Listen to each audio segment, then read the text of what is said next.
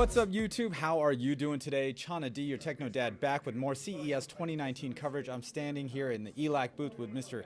Andrew Jones. How are you doing, Andrew? I'm doing fine, thank you. Awesome. So we've got a whole bunch of new speakers from you guys. Please tell us about it. When has it ever been different that you come in to see? Last year is the same thing. New speakers last year, new speakers this year. Oh, what are you going to do next year? Even more. So what we're focusing on, particularly from a demonstration point of view this year, is the new Kareena Speaker. It's we have two updates to some of the traditional lines of our German group. Was the 240 series and the 400 series. They now become Kareena and Vela. So Vela is over here, Kareena's behind us, and Kareena is the one I'm demonstrating because it's the one I updated. That's the one you like. And I actually just heard a demo of the 5 1/4 inch version, the smaller ones. Yes. Phenomenal. Bass, it sounds really great, and it's just two little speakers. Crazy. I can't wait to hear what the 6s sound like. Yeah. So basically, ELAC have been known in the European and Asian market for their jet tweeter, a folded ribbon tweeter. They've been using folded ribbons for well over 20 years, from the mid-80s. So they're one of the first, and they popularized it, and they've developed it and refined it through the years. And so when it came time to update them, and for me to work on one of the lines, it's basically the first time I've ever played around with a AMT, a ribbon tweeter. Okay. And so it's been an interesting experience to kind of select and play with it and understand it and optimize how I use it in the speaker. Completely different than the debut, and then you have the concentric drivers here in the Unify. And they're all based on dome tweeters. Right. My whole life, almost, I've been working with dome tweeters. And so to get a chance to work with folded ribbon, it's been very interesting. It's not easy to incorporate previously into because of price, or just if I wanted to do it in a concentric driver, it's very difficult to format to incorporate into that. So this becomes, since it's an update to an existing line, it follows sort of format-wise of what it was, but with new looks, new performance level. Yeah. So it's a two-way aluminum cone woofer.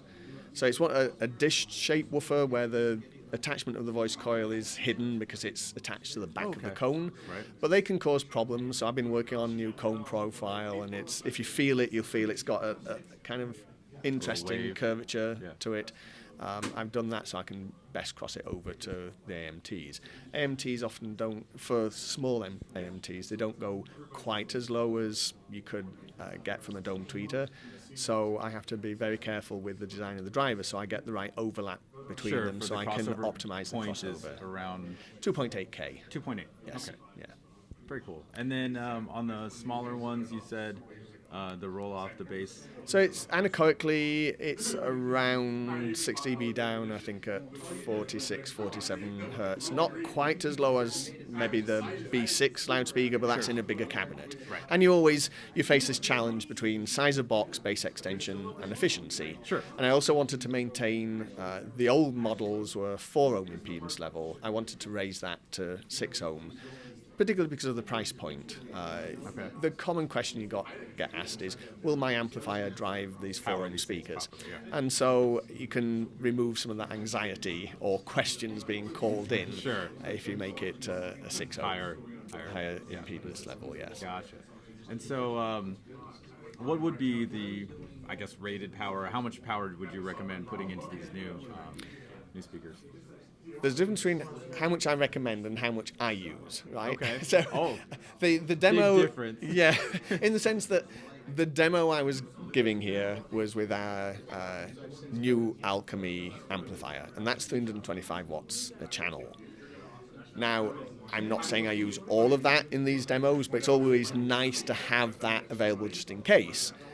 But from a party point of view, you could get quickly into trouble if you left somebody unattended playing with that amplifier into these speakers. So I think we probably rate the power level somewhere around 150 watts max power level for safety, and on regular music. But shows, and when I know what I'm doing, Right. The infected mushroom demo was pretty cool. I like that a lot. Yes. There's plenty of bass out of these little 5 1/4 inch speakers. Cool. So that is and it's called a Kareena. Kareena. So it's a nautical theme we've decided for naming speakers, because all of Germany's products in the past were numbers: the 240 series, the 300 series, the 400 series, Okay. the 500 series, Gotcha. which at least allows you to understand the hierarchy of which model is which. Presumably the 500 series is a bigger, more expensive speaker compared to a 200 series, but it's not very romantic. No. So, but names, how do you come up with new names all the time? And because Germany is ELAC is headquartered in Germany, in North Germany, in a place called Kiel, Kiel in German, is the keel of a ship, the stabilizer underneath the hull. And so we thought, okay, nautical theme, Carina in Latin is the keel of a ship. Oh. And Vela is the sail, and even Navis. It started life as Argo, or Argo Navis, but shortened to Argo. Then someone said, "Oh, we've already got that name in some country somewhere. You can't use it." Okay, we'll use the second half of it, Navis, and of course that's again a nautical theme. So I see you have a center channel. So are Yes. you guys doing this 5.1 applications for this? Yes. And yes. so what subwoofer? Is there a special subwoofer for that line, or? Not really a special subwoofer. And I was having this conversation earlier with someone. When we launched Debut subwoofers because it was the only lineup of speakers we'd got here in the US that I was designing for.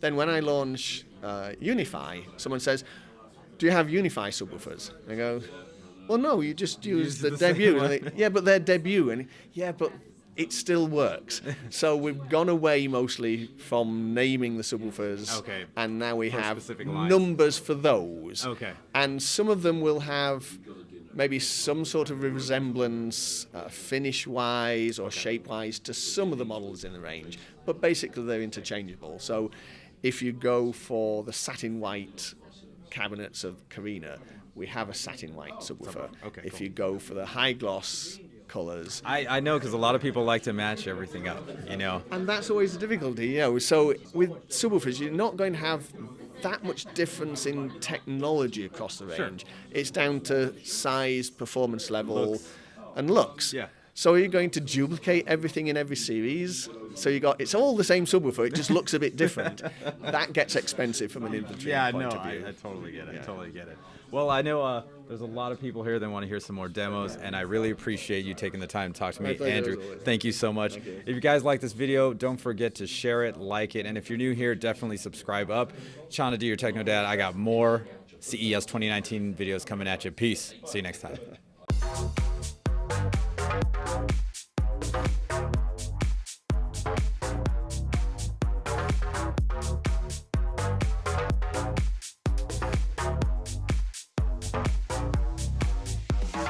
Me.